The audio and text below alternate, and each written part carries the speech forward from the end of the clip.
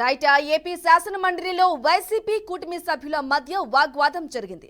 మంత్రి సవిత వైసీపీ అధ్యక్షుడు జగన్ పై చేసిన సంచలన వ్యాఖ్యలే ఇందుకు కారణమైంది. మండలిలో రిజర్వేషన్లపై చర్చ జరుగుతూ ఉండగా గత ముఖ్యమంత్రి అయిన జగన్ కాపులకు ద్రోహం చేశాడని విమర్శించారు. గత ప్రభుత్వ విధానాలతో చాలా మంది సోమరులు అయ్యారని, కాపులు బ్రాహ్మణుల ద్రోహి వైసీపీ అని సంచలన విమర్శలు చేశారామె.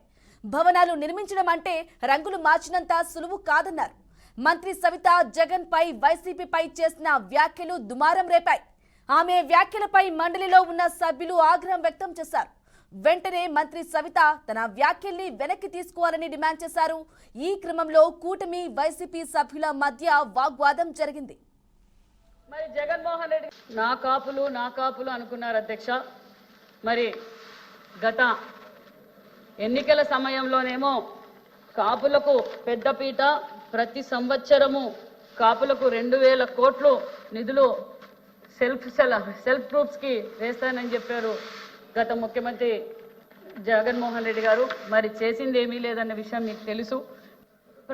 గత ప్రభుత్వం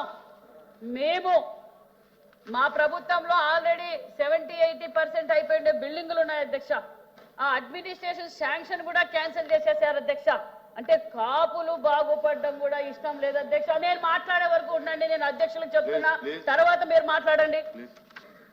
ఎన్నికల సమయంలో మరి జగన్మోహన్ రెడ్డి గారు చెప్పారు అధ్యక్ష, మేము కాపులకు పెద్దపీట వేస్తామన్నారు. ఒక్క కాపు నేస్తం తప్ప చేసింది ఏమీ లేదు అధ్యక్ష. ప్రజలందరికీ తెలుసు అధ్యక్ష ఈ విషయం. అనే విషయాన్ని కూడా మీకు తెలియజేస్తున్నాం.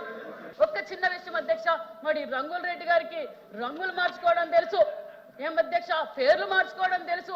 ఆ కాపు భవన్లు 3 భవన్లు 70-80% అయిపోయినాయి అధ్యక్ష. మరి రంగుల రెడ్డికి రంగులు మార్చుకోవడమో పేర్లు మార్చుకోవడమో పెట్టి ఆ పూర్తి చేయడం ఇష్టంగానే చేద్దాం. కాపు ద్రోహి అనే చెప్పాలి అధ్యక్ష జగన్మోహన్ రెడ్డి గారు.